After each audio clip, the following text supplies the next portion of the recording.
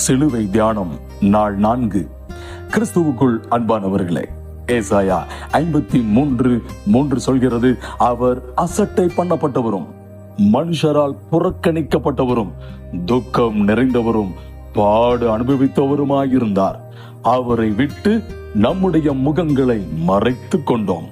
அவர் அசட்டை பண்ணப்பட்டிருந்தார், அவரை எண்ணாமற் போனோம் என்று. அகில உலகத்தையும் படைத்த தேவன் நமக்காக மனிதனாக இறங்கி வந்தபோது இந்த உலகம் அவருக்கு கொடுத்த வரவேற்பு என்ன தெரியுமா? அசட்டை. அதாவது அவர் ஒரு பொருட்டாகவே மதிக்கவில்லை. உலகம் அவரை அறியவில்லை, யூதர்கள் அவரை ஏற்றுக்கொள்ளவில்லை, ரோமர்கள் அவரை பரியாசம் செய்தார்கள். இன்று நாம் என்ன செய்து கொண்டிருக்கிறோம்? இந்த வசனத்தில் இருக்கிற நம்முடைய என்ற வார்த்தை இன்று நமக்கான வார்த்தையாக இருக்கிறது. அவர் நமக்காக துக்கங்களை சுமந்தாரே, அதை ஒரு கதையாக மட்டும் கேட்டுவிட்டு போகிறோமா? அவர் நமக்காக பாடுகளுக்கு பழகினாரே, அனுபவித்தாரே, அதை நம்முடைய பிஸியான வாழ்க்கையில் அப்படியே மறந்து விடுகிறோமா? வேதம் சொல்லுகிறது, அவர் மனுஷரால் புறக்கணிக்கப்பட்டவர்.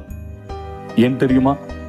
நாம் அவரை தேடி வருவோம் என்கிற ஒரே ஒரு நம்பிக்கைக்காகத்தான் அத்தனை அவமானங்களையும் அவர் சகித்துக் கொண்டிருக்கிறார். அன்று சிலுவை சுமந்து சென்றபோது மக்கள் வேடிக்கை பார்த்தார்கள். இன்று நம்முடைய அன்றாட வாழ்க்கையில் அவர் நம்மோடு வரும்போது நாம் அவரை திரும்பி கூட பார்க்காமல் நம்முடைய சொந்த வேலைகளையும் சுய லாபங்களையும் நோக்கி ஓடிக்கொண்டிருக்கிறோம்.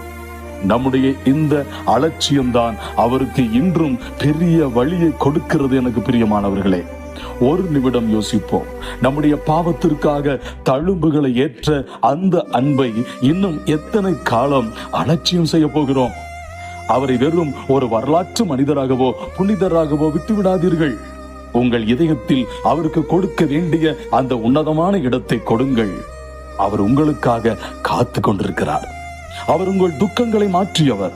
இப்போது உங்கள் அன்பையும் எதிர்பார்த்து காத்திருக்கிறார்.